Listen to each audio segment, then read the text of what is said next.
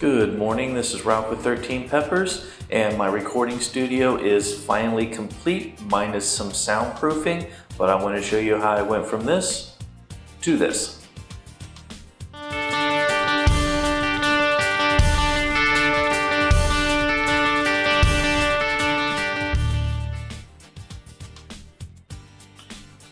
This is going to be my first voiceover video, so please bear with me as I work through it.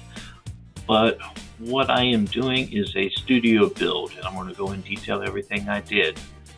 One of the problems I ran into at the end of the gardening season is I was doing all my videos and everything outside, and once the weather just turned cold and bad, I had no place to record. My house, with all the kids and everything that we have, was not set up to actually record. So I decided once my middle son actually moved out that we're going to convert the basement over that was previously his bedroom into my recording studio. And one thing you notice is his favorite color was green, and that's what we painted his room, and come to find out that is a pain to cover back up, but we finally got it taken care of. And for the color of the room, finally decided to go with a rustic brown, and I do believe this is called reindeer antler. Turned out to be a nice, lovely color.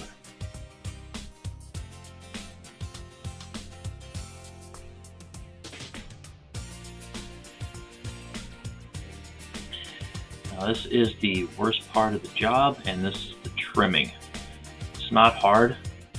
Just have to take your time, and you can make nice clean cuts. Don't need tape or anything else. A little practice and just paying attention to what you do, and then it's not hard at all.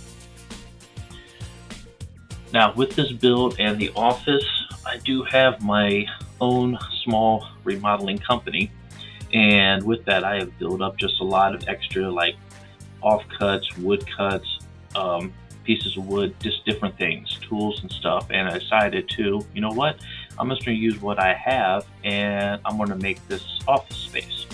The only thing I have actually picked up and paid for was the 6 sheets of plywood that you actually see here that I am cutting off into 6-inch strips, 8 foot long 6-inch strips. And the idea I have for this, I actually got off of Etsy. I was just looking around at a couple different things on there, and my wife said, "Ooh, that kind of looks nice." Looked at it, and I was like, you know what? We can actually make this. Now, the boards I actually picked up were 1/4-inch pieces of plywood, unsanded, just rough pieces of wood, because that's kind of the look that I wanted. And with the strips, I went ahead and I just started coloring them. With all of the jobs I have done over the years, I have just collected an enormous amount of stains, gel stains, and wood coloring. So I decided, you know what, I'm just going to go ahead and use what I have. And these strips, just colored them right up and just made them as random as I could.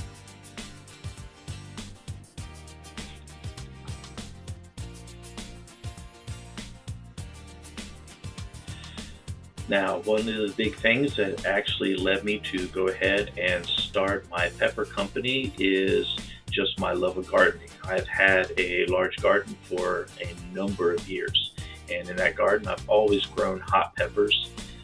Love sauces, love the flavors, love the spice, and for years too I've actually been bottling my own sauces I've created and been giving them out to family and friends. So I decided, you know what, I see all these videos online, people do it, it's not really that hard to do, so I decided, you know what, let's start this out and see what we can make of it.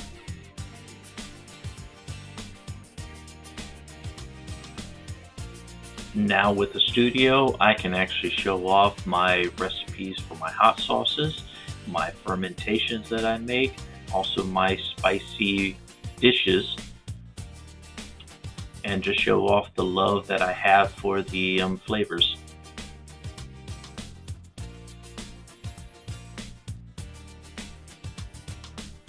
Now, just as a side note, on all of the previous colors and stains I did, they were just a wipe-on stain. Now this is a gel stain, which is a little bit different. It goes on thicker, let it sit just for a little bit, and then you actually go back and you wipe it off. What's nice about these gel stains is with the company Minwax, you can actually dye it to any color you want, which is really nice. So you can customize your pieces, and that was one that was left over from a customer that wanted a specific color around the banister.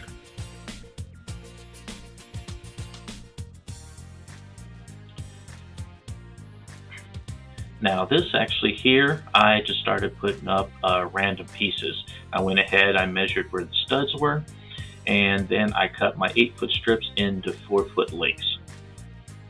So, and then with that too, I just started putting them up in random orders. That way the colors wouldn't match. No rhyme or reason, I just did not want the same color touching each other as they are going up and over. This side's going ahead and putting in the brad nails into the studs. I went ahead and I did some liquid nails on the back just to make sure that they are nice and secure.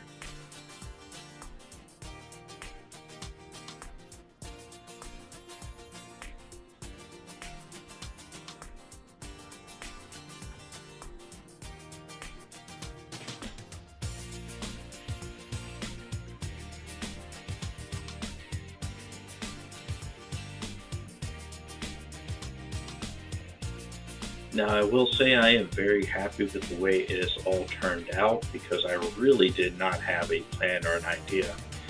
Just had a general picture in my head based off of a photograph that we've seen, and then just trying to put it together using what I actually had spare, and this actually turned out really nice.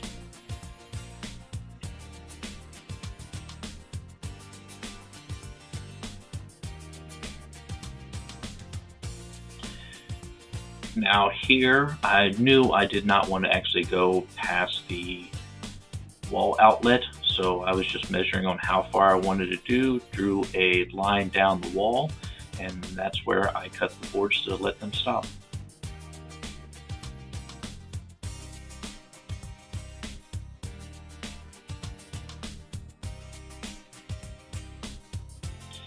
Now with this build, I said I'd use mostly scrap parts out of my garage, and the only things I paid for was 6 strips of plywood, and those run me $19 a piece for 1/4-inch plywood, and a couple tubes of liquid nails.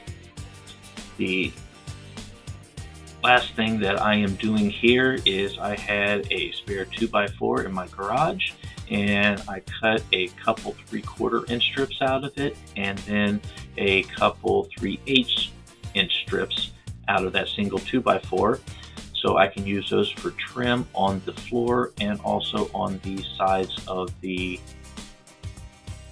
wall, just to make everything edge look nice and finished.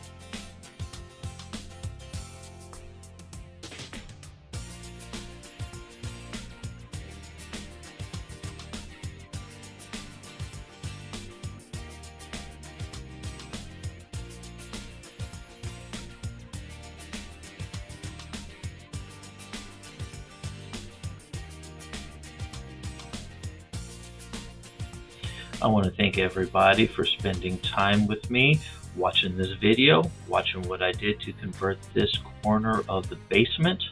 I will have a couple more videos out showing the table in front of you right there that I did, and then also the shelves that I did for my seed growing. So once again, thank you very much. Please like and subscribe to the channel, and if anybody is interested in hot pepper seeds, please visit my website at 13peppersbyralph.com, and I'll be able to get you the seeds you need.